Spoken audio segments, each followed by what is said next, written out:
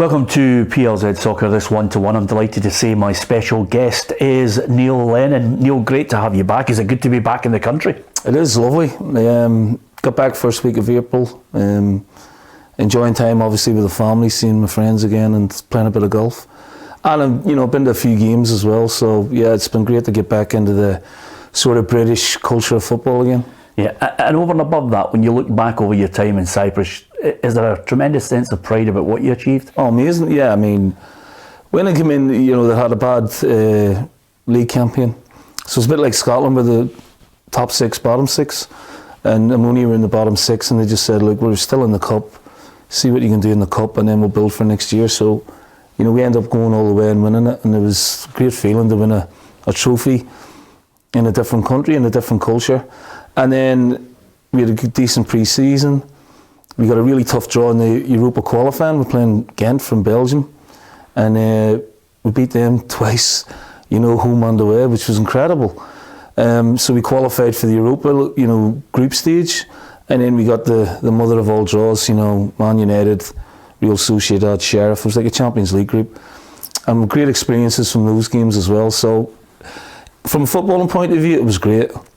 From the way it ended, that's just their culture. And afterwards, I had a lot of fans coming up to me apologising, going, it's just the way it is here, coach. And I knew going into it, Pete, that it was going to be maximum a year anyway, which was fine for me because that's what I wanted to do. So 8 months, 9 months, come away with a trophy and a European one. I couldn't ask for much more, really. Yeah, when you say that's their culture, is it a sense of what, if you go 2 or 3 games and it doesn't go according to plan, they sack you? Yeah, it seemed to be. I mean, we were 6 games into the season domestically, and obviously we were playing European football, and like I said, it was like a Champions League group, and then you're coming back playing on a Sunday, and the players weren't used to it, and when you're in Cyprus you travel a lot as well, so to Manchester it's a 5-hour flight, to Sociedad another 5-hour flight, Moldova, and so we had started the season 1-3, lost 3, so it wasn't catastrophic by any means, and we're in the Europa League and we've got full houses, because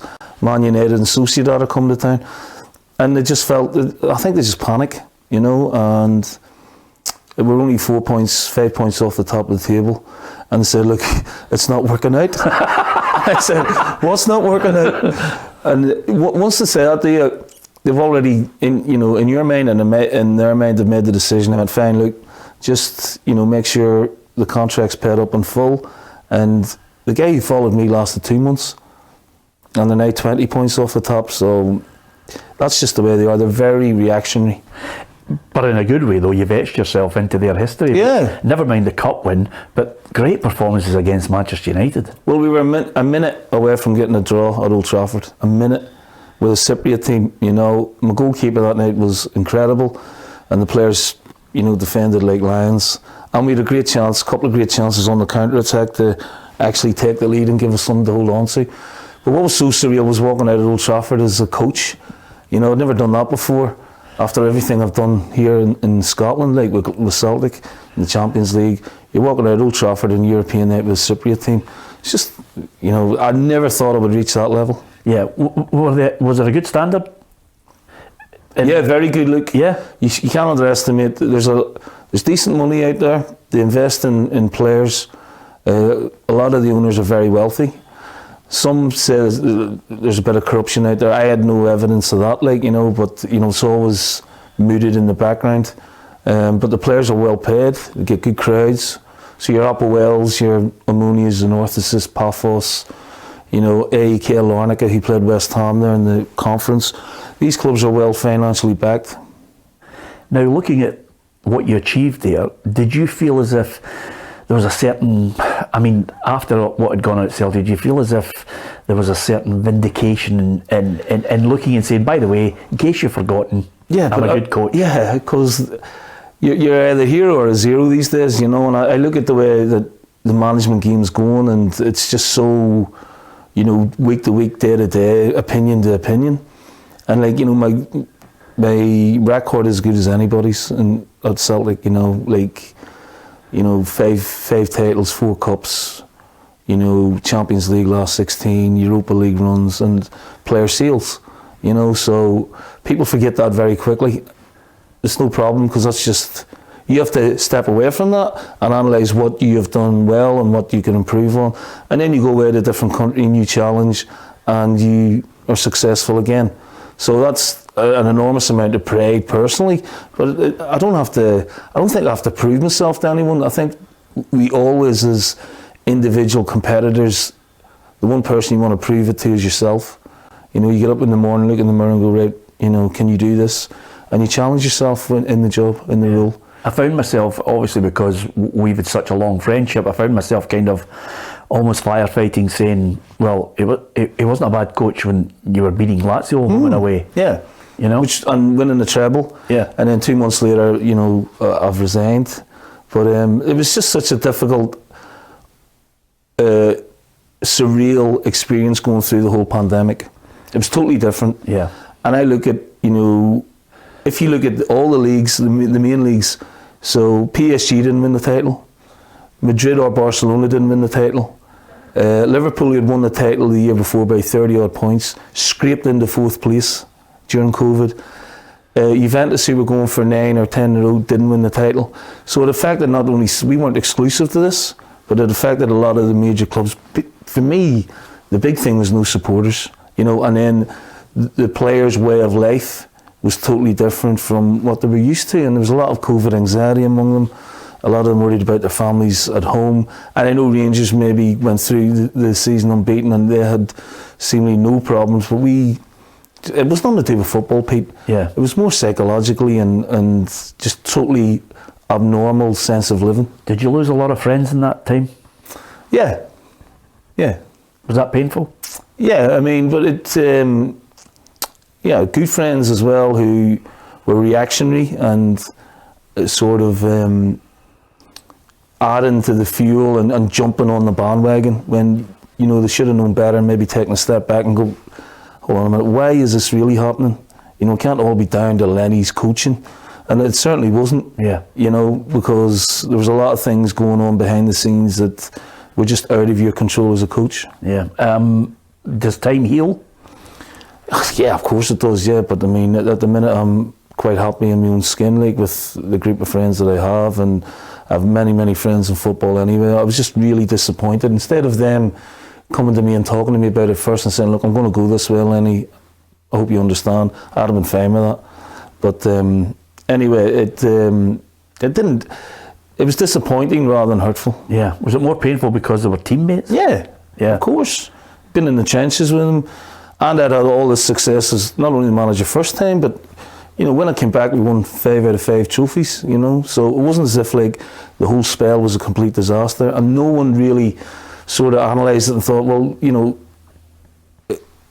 if it's Lenny, right, let's have a look at, if it's not Lenny, what else has been going on behind the scenes, or what else is wrong with the players, or why they're not performing. And, you know, as soon as the crowds came back, everything went back to normal again for Celtic. Yeah. How was your relationship then after it with the chairman? Brilliant. Yeah. With Dermot, Peter. Yeah, I mean, Peter went through the mill as well. Yeah. You know, I felt he was treated terribly. You know, it was a real difficult time for Peter as well. And in what respect? well, the criticism he was getting. Listen, he was getting criticism when we were winning 7 and 8, and they were getting criticism from. And Dermot was getting criticism when we were winning all these trophies, trebles, quadruple trebles, long unbeaten cup run, and you get to the point where you're thinking, you know, what more can we do to satisfy people? And I think there was a lot of anxiety among the supporters not being able to go to the games as well. And when you look back on that, and when you look back on what some of the players went through as well, it becomes more and more understandable because they're human beings at the end of the day. Yeah, I've never known anybody like you who's got that, I don't know if it's mental strength, but was there a point in that season when you knew, I mean, apart from obviously the whole debacle over the alleged jolly in Dubai, was there a point in that season when you just felt as if the water was coming in and you couldn't get it out? Yeah. I don't know if there was like a breaking point, you know, but you know, a lot of my backroom staff were struggling, you know, like we had to follow I think we followed the protocols to a nth degree. Yeah. You know, and maybe that was again a little bit over the top when you look back on everything now, but everyone felt it was the right thing to do at the right time. 5 different dressing rooms at the training ground. Then the players had to go home, stay in. Different buses? Yeah, well, eventually it went from 2 buses to 5, you know, so after Dubai. So the goalposts were then moved after us following all the protocols. So it was a question, it was so many things that I could write a book on it, Pete, on one season, you know, and it would be like War and Peace. There was so much going on, and you know, you had the Bolingoli incidents at the start of the season. Yeah. You're saying don't leave Glasgow, and he gets on a flight to Spain for a day. You couldn't make that up. I know, and then he comes back and says, I didn't go to Spain, I went to Belgium. And then the story, then he's in, but this we played Hamilton, and we give him a couple of days off, said, look, just stay, you're not allowed to leave Glasgow, stay in Glasgow. Then a week later we're playing Kilmarnock. In between that, he had gone to Spain, not told anyone, and then was in the squad and played a bit of the game against Kilmarnock. And then the story becomes, you know, develops. And we said, look, you weren't supposed to leave Glasgow. What did you do? He said, I went to Andorra, and then I drove over the border to Belgium to see my family. And then 2 hours later, he rings me and goes, actually, I went to Marbella for the day. And you're like, yeah, you're a grown man, you know, what can you do? And then at a meeting with the players, did anyone else leave Glasgow? No. And then later on, I get 2 phone calls from players. I'm not going to say, hey, Gaffer, I was in Amsterdam and I was in Manchester. And you're like, guys, come on. Yeah. But again, when you look back on it, it was really difficult for them. They missed their families. There was no restaurants. There was no social interaction with people. And they broke the rules. And I get it now, you know. And it's such a remarkable thing, and just to finish on it, did you feel as if, as well as the firefighting, that there was little cliques emerging because of the difficulty of it, and the players were among the players? Yeah, fragmenting. Yeah. Which again, like, I mean, I remember in Milan, and a group of the players sitting. I said, look, we need to split this up, and go. And they were like, no, Gaffer, it's fine. You know, it's okay. And there was also a lot of unhappiness, because at the end of the season, when we were like running away with the league and then the lockdown come, the plan was for some of those players to go. Yeah, they had promises. Yeah, and they couldn't go, Pete, because no one had any money then, because there was no crowds. So we were getting a few offers from clubs that were half the price of the players. Yeah. Do you understand? Had they thrown the dummy out of the pram by then? I think they were disappointed and frustrated that they couldn't go. So yeah, some of their actions were not of the standard that they had been before. Yeah. How long does it take you to get over it? Once you get back into your work, you know, it's okay. But there was a lot of like personal stuff aimed at you, and a lot of stuff that was made up and untrue. And you know what it's like on social media. And I don't do Twitter, I don't do Facebook, Instagram, I do nothing of that.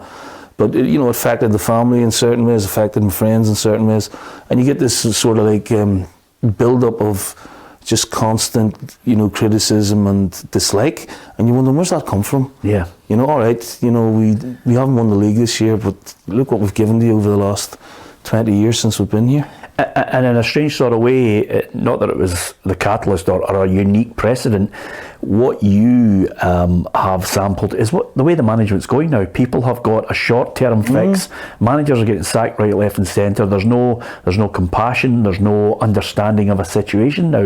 It's ruthless. It's very ruthless, yeah. And again, players evolve. They're a different generation. They have different traits. They have different behaviours. They come from different parts of the world, and you have to respect that. You know, they're not all like built like us. You know, you know, Scottish mentality, Irish, English mentality. They come from different parts of the world, and you have to respect their way of approaching football. But the collective is, you know, we have to win games here, guys. And ultimately it's results. You never get away from that. Yeah. You know, results, wins, draws, win. If you get on a run of, you know, draws and losses, particularly in Celtic and Rangers, then, you know, the scrutiny comes really down heavy on you very quickly. Yeah. Do you feel as time goes on, some of those Celtic fans will look back and say, listen, first time, amazing. Second time, also amazing, because you come back in and really kind of steadied that ship. Yeah, I hope so. But, you know, you can't control that.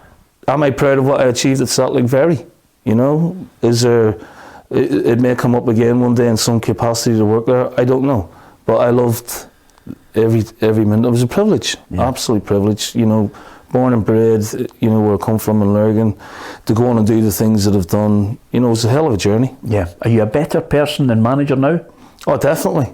You know, I look back when I was younger. I look back at some of the young managers now, and I see, you know, the energy and the naivety, and we all had that, because you're so wrapped up in the job, and you so want to impress people, and you so want to do well, and you so want to get the best out of your players, and it just comes with experience, and you know, taking a more, you have to take a more holistic approach these days with the players as well, because they're not built like the way we were in terms of being able to take criticism on board.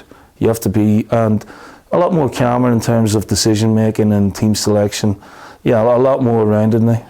But as you go now looking for another job, and any manager, any chairman or chief executive looking at Neil Lennon, whether it's Scotland or whether it's somewhere else, the one thing that I hope you don't lose is that edge where I can remember going in, and you were coming in a press conference at Hibs, I think it was a draw, and you know, I know Hibs fans that have been thinking, oh, that's a good draw. You were having none of it. Standards, you know, we had a really good team that year. Do you know we ended up with 67 points, Pete, and finished 4th? You know, that would comfortably get you a 3rd. You know, maybe even push 2nd. So as Celtic won it, Aberdeen, Rangers and ourselves. And we had a brilliant season. I had a really good team. McGinn, Scott Allen, McGeoch, Jamie McLean, Hanlon and Stevenson, and I really enjoyed that year. It was an amazing year, but it just, towards the end, we lost the chance to finish 2nd when we lost the Hearts at Tynecastle 2-1, and I was really disappointed with them because we had set such a really good bar, and I wanted them to get that feeling of being consistent winners, and then they bounced back in the last day of the season, score 5 against Rangers. Mind you, they conceded 5, but it was just a hell of a game, like, you know. Yeah. And I loved my time there. The first 2 years there were absolutely amazing. Yeah, I liked the aeroplane. I just thought just a little bit of payback, you know. I was getting a bit of stick off the Rangers fans. Again. I'm glad you've narrowed it down to one game. It was a great noise up. But no, I mean, that part of it, what are they getting now? Are they getting a more mature manager? But you still have that. I've definitely got the, listen, I talk to other managers, Gordon Strachan, for example, Martin. He says, Lenny, you lose the edge, you may as well just drop out. Yeah. You know, if you lose the anger, you may as well just drop out. You know, so it's not you, it's not the way you're built. And you want to win, and you want to inspire, you want to motivate, you want to push your team. So if you start losing that, and you know, coming a little bit softer, it's not you, and then you lose the package. Yeah. So how close are you to getting a job? And my only fear is, in Scotland, there are only 3 or 4 jobs that I think are open to someone of your calibre, because you need a strong chairman, you need a board, you need something in a structure with a long-term plan. Yeah. I don't see many in Scotland with that. Listen, there's not many clubs like that around, Peter, so like, I mean, the next job, if you're lucky enough to get, you know, I'm speaking to a couple of clubs in the next few weeks, so hopefully, you know, I'll have something for you within that sort of time frame, we'll see. Yeah, as far as out with the big 2, can you, if you, let's just say you took someone in Scotland, can you even scratch the surface of getting success? Yeah, of course you can, yeah. I mean, I've been disappointed with the league this year from the outside looking in. You know, Celtic are very, very strong. Then there's a gap to Rangers, and then there's been a chasm to the rest of the teams in terms of quality. And, you know, it was only this weekend, probably the first time that both clubs have, you know, had a dent put in them since the start of the year. They've won every single game apart from when, you know, Rangers and Celtic have played each other, and I've been disappointed that other clubs haven't been able to take points off them and compete. You know, it's been so... Why is that? Is that a lack of quality or a lack of attitude? I don't know. I mean, maybe post-COVID, clubs haven't had the finances. Maybe they're still getting their ducks in order from that, and they haven't been able to bring the quality in. There's still some good players around. You know, Van Veen's been a revelation this year at Motherwell. Kevin Nisbet's a very good player at Hibernian. You know, but if you look at, there's been no consistency of runs. Yeah. You know, like Hearts, Aberdeen are finding it now, but they've had a real difficult season for whatever reason. Hibs have been very up and down. St Mirren have done pretty well to make the top 6. But I've been disappointed that not many teams have laid a glove on the top two. Yeah, at times, and I've watched numerous games, at times though, I often wonder if you can ask an inferior player to do the high press, you're going to get picked off and leathered. Well, then if you can't do it, then you don't do it. Yeah. You know, but then you have to find another way of, of doing it. So that's the thing that you need. You need to be fit, Pete, these days. Yeah. You need to have the capacity to run. And then on top of that, obviously, if you can handle the ball, you're going to be a very good player. If you can't, then, you're filling in gaps, you're covering the ground. I haven't seen enough games for me to say that the players can't run in the league. But if you're not as good as the opposition, you have to be fitter. Yeah. You have to be as strong as them and match them physically and athletically. Is that what you think Aberdeen managed to do against Rangers? Yeah, I mean, they were fortunate, that Rangers didn't score first half, but, you need a bit of luck when you're playing against the big two. And they got a bit of luck with the first goal, but, from then on, they handled the game really well, I thought. And the second goal was a brilliant goal, great header. Michael will come away thinking it's a game that got away from them when they were probably largely in control. But, it's like the old adage, when you're on top and you get good chances, you got to take them. And if Rangers had gone 1-0 up, they probably would have gone on to win the game comfortably. But kudos to Barry. I think that's 3 or 4 or 5 wins in a row now. He's done a brilliant job in turning things around for Aberdeen, and he's making a fantastic audition for the job. Yeah. Is there any way they can not give him it? Do you think they should give him it now? I think they should, yeah. I really do. I don't know if anyone could come in and do a better job than what Barry's done. And he's got good staff there now with Steve Agnew and Liam Fox. I think, interim job can be difficult or it can be easy. There's no pressure on you, Pete, and you become friends with all the players. When you get the job permanently, things change a little bit. But I think Barry's mature enough and he's been at Aberdeen long enough to know the culture of the club, the environment of the club and what's required of the club, and we're seeing that now. Yeah. Can the other clubs close the gap? Because I'm looking and I'm saying to myself, Celtic and Rangers, the coefficient is boosted by them, and of course international football when Steve Clarke manages to get good results for Scotland. But I mean, Hearts lost to a Zurich last year that I thought that was easily winnable to get them into the Europa League in a £7 million kitty. What would you do if you were in charge of a club to change that mentality, the psychology? What do you think it needs for an Aberdeen, a Hearts, a Hibs to start to get at least closer to them? I mean, Aberdeen are 26 points behind Rangers. Yeah. Build. Aberdeen have got maybe a core of what Barry wants, and he'll want to change things and do things his way. I always think with clubs of that ilk like Hearts, Hibs, Aberdeen, you have to have a good British core. I was talking to Robbie Nielsen a few weeks ago, and he felt they maybe had gone down the foreign route too much because they're in Europe and the Europa Conference, and that sort of catches up with you as the season sort of progresses. I always feel it's important to have a British, Scottish core at these clubs. They get the club, get the environment, understand it, and are more in tune with the demands of the Scottish game. What do you make of the guy who succeeded you, Ange Postecoglou? It's been marvellous. He's probably unheralded when he came in, and some of the players he's brought in, he got, all those guys who wanted to go went, so they've got they've spent the money well.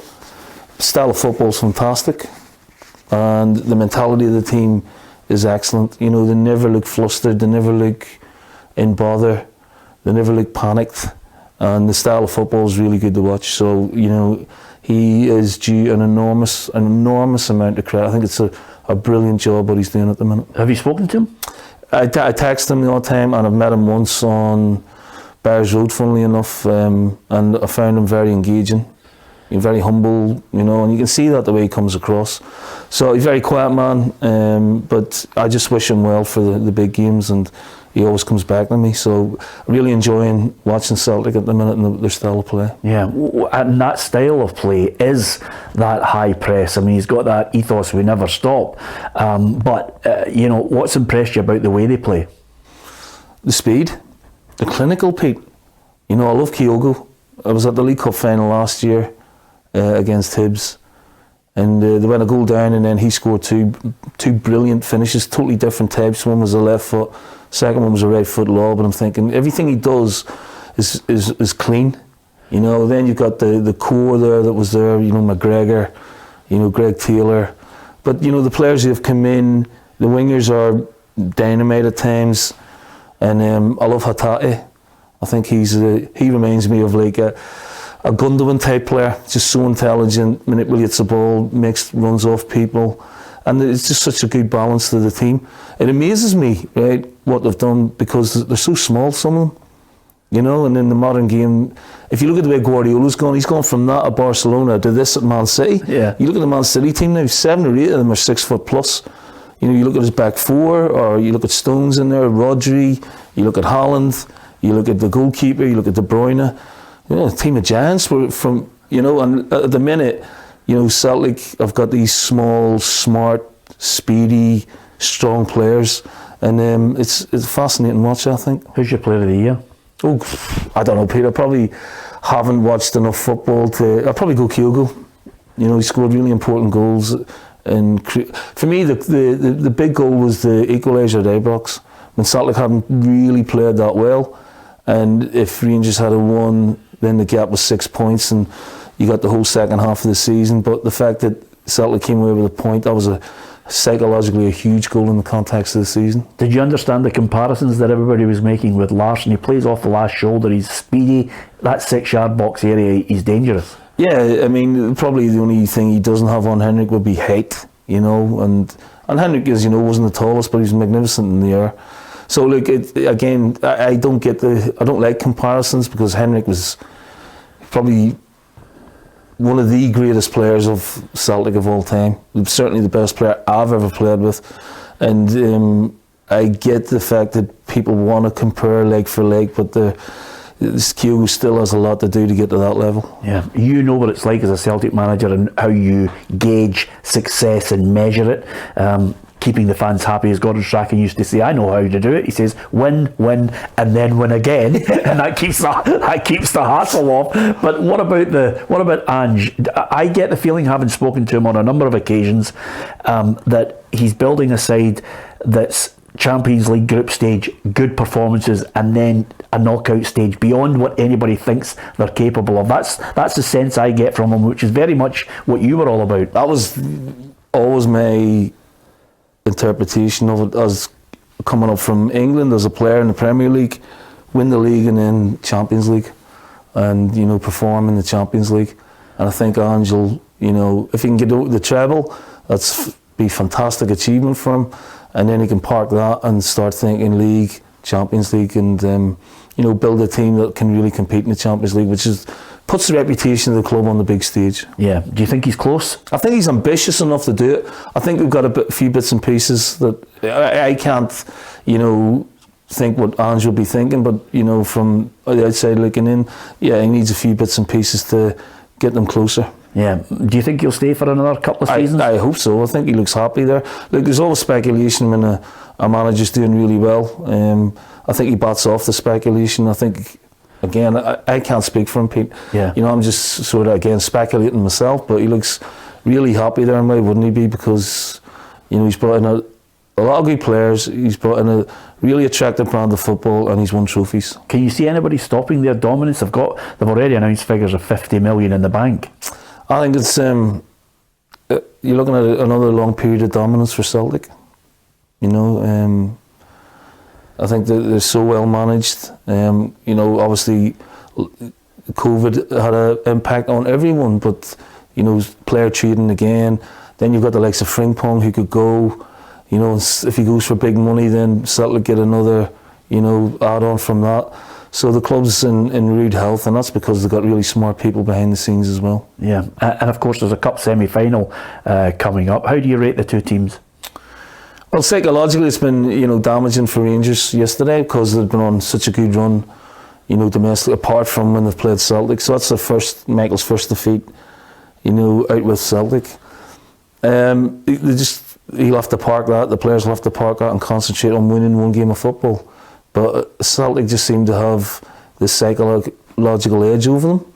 Even when they're not at their best, they're still beating them and scoring 3 goals. You know, according to everyone, the 3-2 win the other week, they didn't play well. I didn't see the game. They still scored 3 goals. Yeah. You know, that's what they're capable of, you know. But, you know, if they do play well, I can only see one winner, and even if they don't play well, they'll maybe psychologically win it anyway. Yeah, and they seem to have that mentality. We guessed that maybe their potential lineups, if everybody's fit, there's always an injury here and there.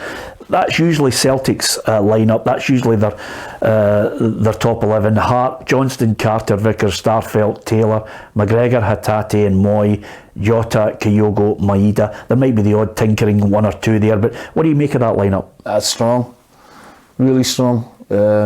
Carter Vickers has been really consistent. You know, the two fullbacks, you know, Johnson has been a revolution for me because I thought Jovanovic was a great fullback, but he's come in and he's been seamless. You know, the change.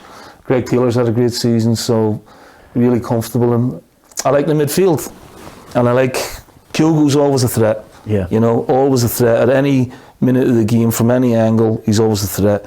So that's a pretty strong Celtic team for me. Yeah, and they have a captain which is totally different from the captain that you had. Callum McGregor? Yeah. He's awesome. In terms of personality, maybe. In terms of what both captains brought to the team, they're identical. You know, Callum would be the first in training every day.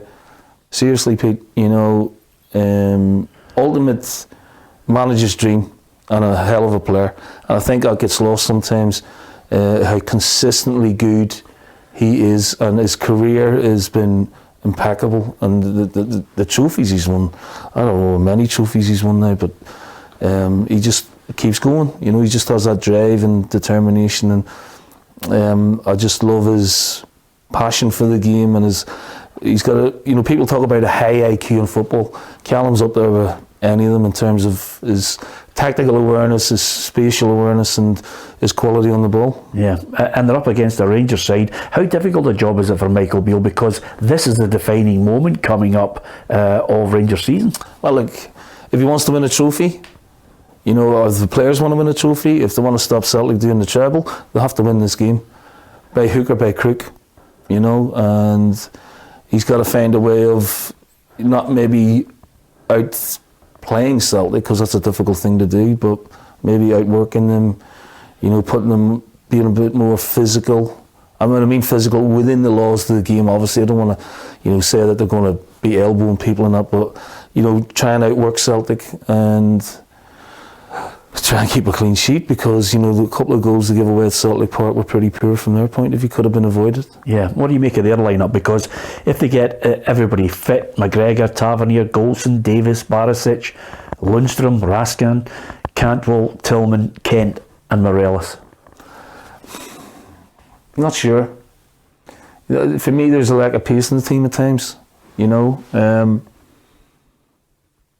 Golson, you know, coming in might make a difference. Did he play yesterday, Golson? No. Yeah. If he's fit, I think he'd be big for them. You know, he's been really a strong player for them, but he's had his injury problems. You know, Cantwell hasn't really lit anything up. Kent's been very inconsistent for the talent that he should have.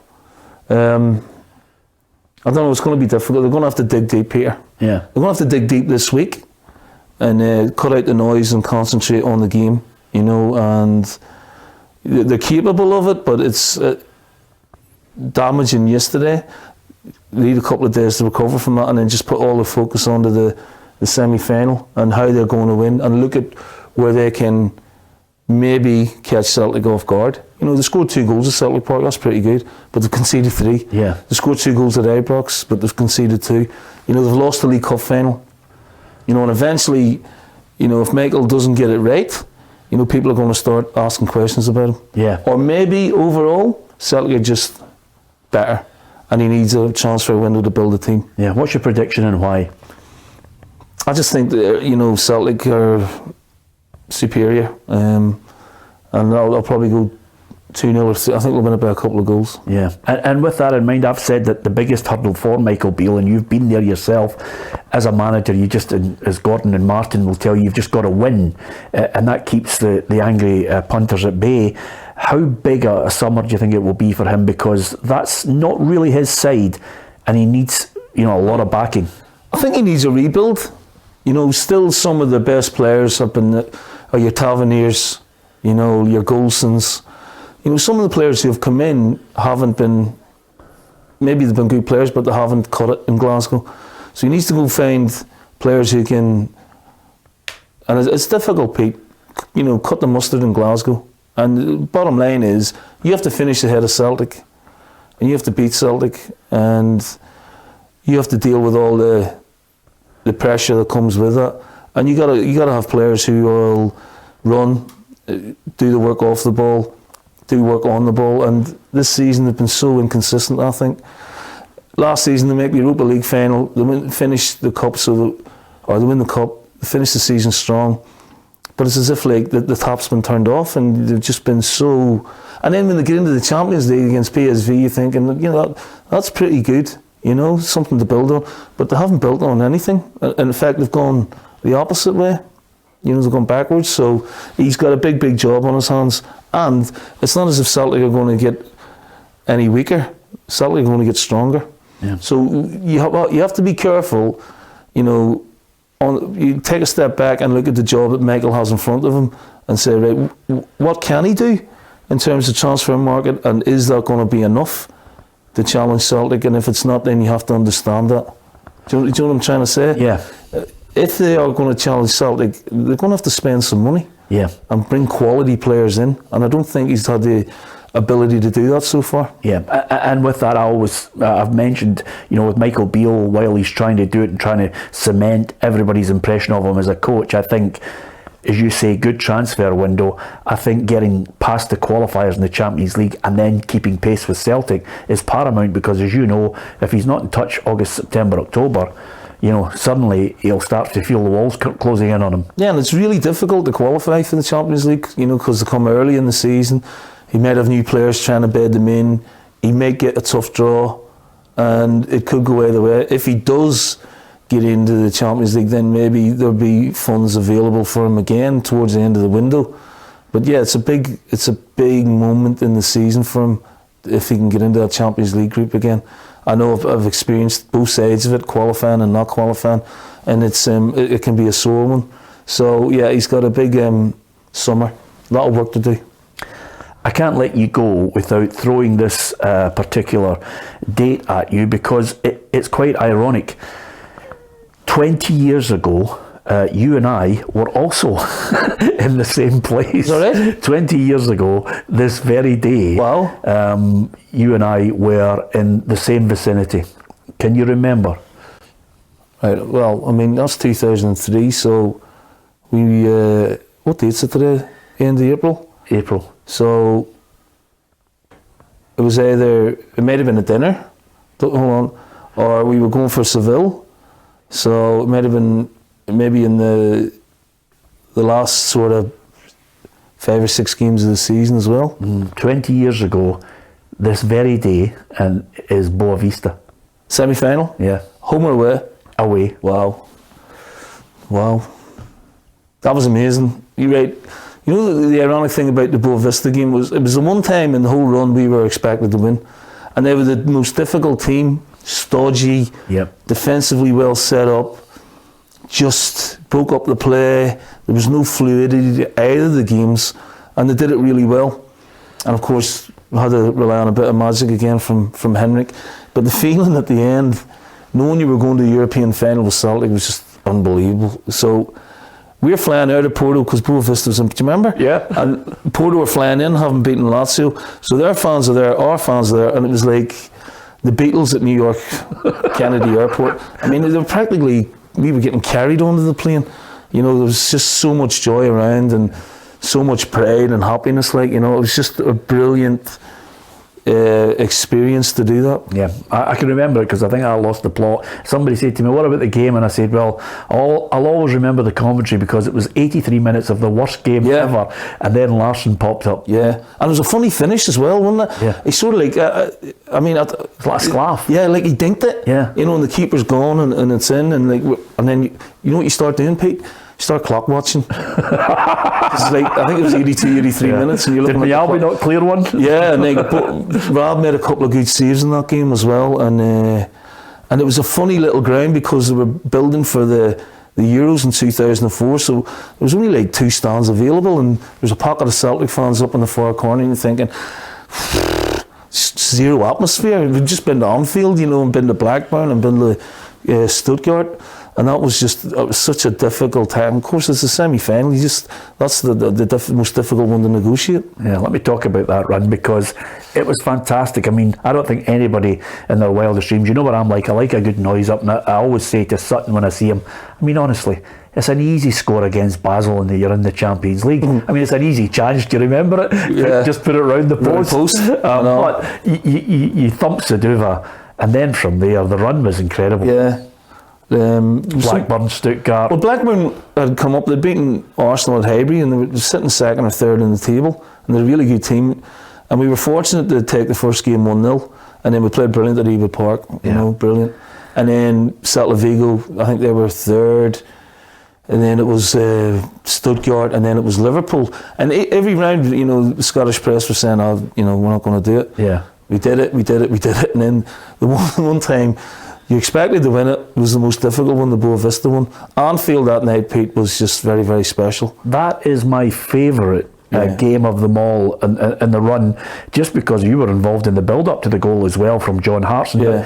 It was so special because I remember, because of what happened at Celtic Park, I remember every pundit, not just Scottish people, every pundit was giving it, well, you've had your chance, you're going to be scalped back up the road at Anfield because Liverpool will win, and they had a good side. A great side. Well, I mean, 2 years later they won the Champions League, you know, so you had Owen, you had Gerrard, you had Hiskey, you had Sammy Hupia, Jamie Carragher, I think Jerzy Duzic was in goal, you know, like John Arnorisa, you know, on the Anfield, you know, in Europe, and Scotland v England, and all the English press are expecting a walkover, and they were so taken with us after the game. And Martin was in his pomp then, you know, he's top of his game, you know, for the 4 or 5 years he had at Leicester and the 5 years he had at Celtic. I just thought he was one of the best managers around, like, and he proved it. Yeah, I always mentioned to Henrik, and it was Henrik that actually said to me, and then I asked everybody, nobody can recall it apart from Big Rab, who says, oh yeah, he remembers it,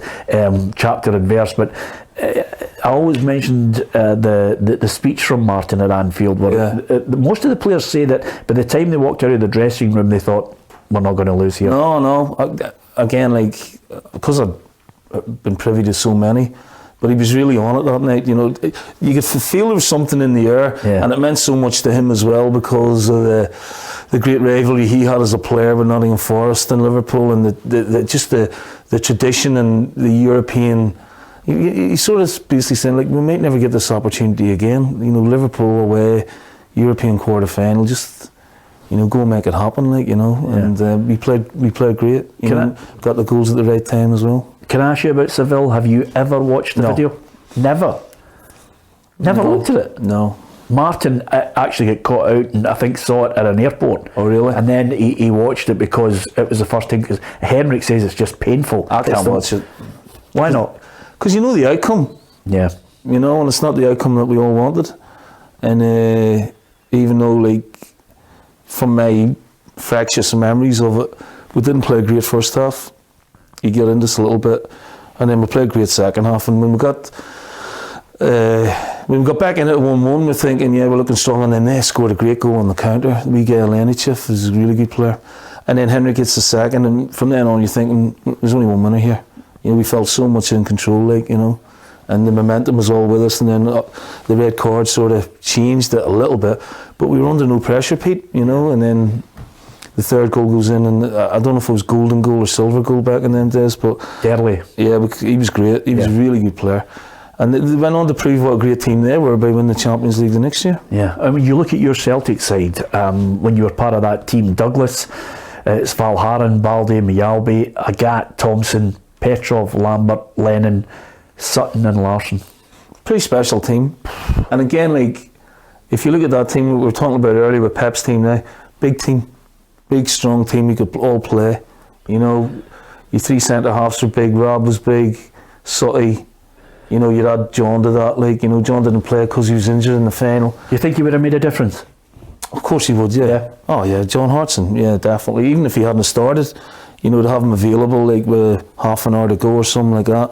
Knowing Johnny would have wanted to play from the start, like, because he's a goal scorer. Yeah. You know, he scored important goals, and the goal at Vigo was a great goal, and obviously the goal against Liverpool as well. Yeah, I mean, He's a top-class centre forward. You'd always want him in the squad. Yeah. What was your feeling like when you were walking out and you saw those Celtic fans? It was roasting, but I had goosebumps. Yeah. You know, very emotional. You know, and my mum and dad were in the crowd, the first time they'd ever been abroad. You know, my dad's from Bergen. It's like 35 degrees, you know what I mean? He's not having it. No, he's drinking all day, like, you know, but to hydrate myself, son. I've got to hydrate myself. We even trained in the morning, and I said to Wally, God, Wally's boiling, like, I'm not going to make it tonight. He went, you'll be fine because it'll cool down. And you were just drinking, hydrating yourself all day.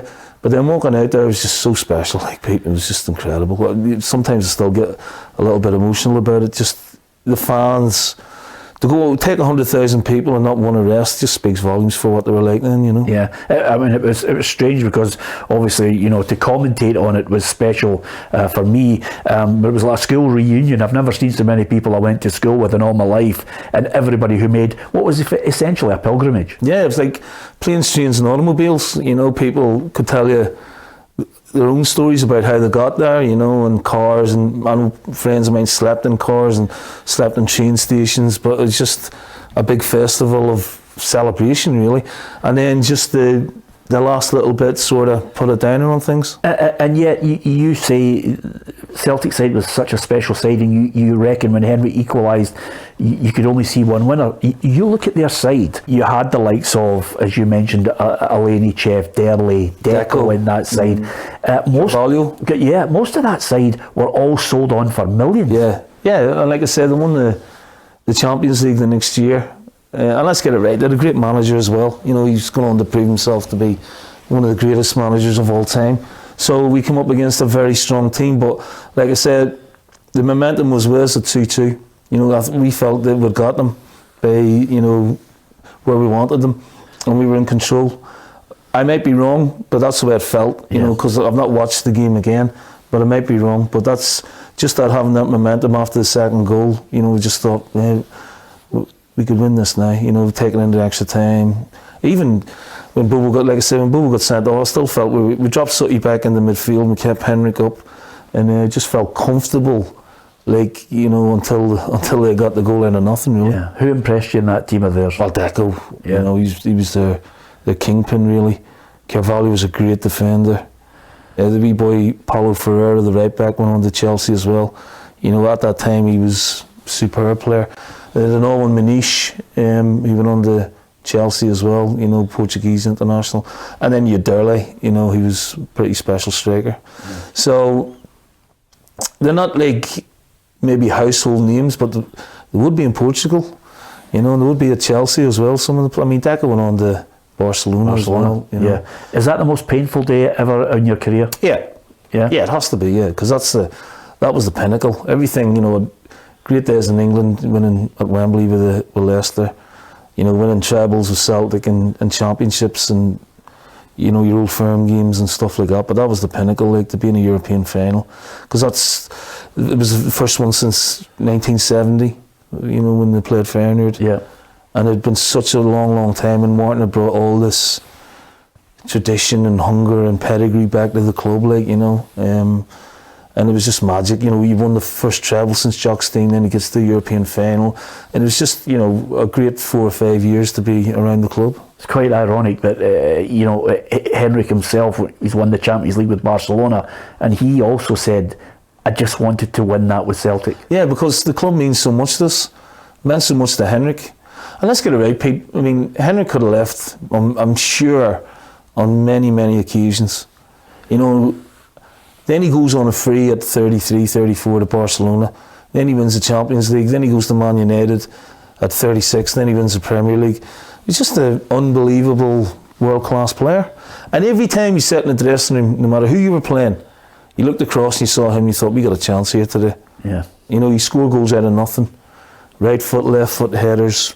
In all the games, whether it be Falkirk in the Cup or Porto in the European final, it didn't matter to him. Like, you know, it was always important for him to play well and score goals. Yeah, I know this one. You'll have you ever met Mourinho since then, José? Yeah, a few times. You have a smile and a laugh with him about it. Well, we met him in we played Real Madrid in Philadelphia and noised him up about it that day. So there's none of this nonsense today. Like, you know. And then when I was going through a difficult time during the COVID, he was WhatsApping me, you know, stay strong, good luck, you know, we're looking out for you, that type. And he didn't have to do that. The class act. Oh, unbelievable. You know, and this is things that people don't see about some managers. Like Fergie be, you know, first port of call for me. Martin, you know, obviously my relationship with Martin's pretty strong. But some of these managers, I mean, I'll give you an example. We're in the Champions League that year, we played Barcelona. And Man United are in the Champions League and we're playing on the same days. But I'd get text messages from Alex Ferguson in the morning about, just watch this from Benfica, you know, the tactical side, or watch this from Spartak Moscow, and you know what I mean? Just taking time out to help a young manager.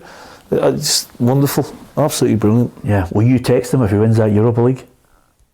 Jose? Yeah. Of course I will, yeah. Yeah. Just keep an eye on the goalkeeper, not doing double rules. Vitor Baia. I mentioned that name to Martin and he starts twitching. I know, I wish I'd have 2-footed him after that, honestly. It would have been totally worth it, man. You rolled him out as if he had been 2-footed. Listen, just before you go, here's an unfair question, and we always like to do it when we're in the pub with a pint of lager. Do you think Ange's team could live with that 2003 team? No. Seriously, no. Again, like, it is a pub question and it's like hypothetical, and I get it, but you have to remember, me, Sutty, Alan Thompson, John Hartson, we were all top players in the Premier League, and we come this way. It wouldn't happen now, Pete. You know, it's like Ange going down and buying James Maddison or you know, Ivan Toney, you know, for 40-50 million. That's the bar that was set then. You know, Rangers were bringing in Tugay, Tori Andre Flo, Stefan Klos, Champions League winner. We had Paul Lambert, Champions League winner. You know, and you'd Mialbi, you'd Henrik, Sutty. I think we'd be too powerful for him. If we were at our peak and Ange's team was at their peak, I think we'd be way too strong for them. Yeah, and I'm going to leave you on this final note, which I think is something that will happen. I don't know when it's going to happen, but there is going to come a time where you're going to come back and walk out at Celtic Park. Well, we'll see. Yeah, I mean, that would be nice, you know, come back one day. I've still got a lot of friends there. Obviously, keep in touch with Peter abreast of things as well. It's a very, very special club, like, you know. But I've got other fish to fry now, like, you know. I've had 20 odd years at Celtic. Well, no, sorry. I've 14, 15 years of my career at Celtic, you know, it was magic. Yeah, try not to pick a club where it's really, really hot. I was worried about you in Cyprus. When you joined me on the old satellite link, I thought, he's going to fry there. I was wanting to work in the sun, right? And I was going into work in my shorts and flip-flops every day with Factor 60 on. There's a picture I don't want to see. Neil Lennon, top man. Thanks, Thank you. Peter. Top Cheers. man.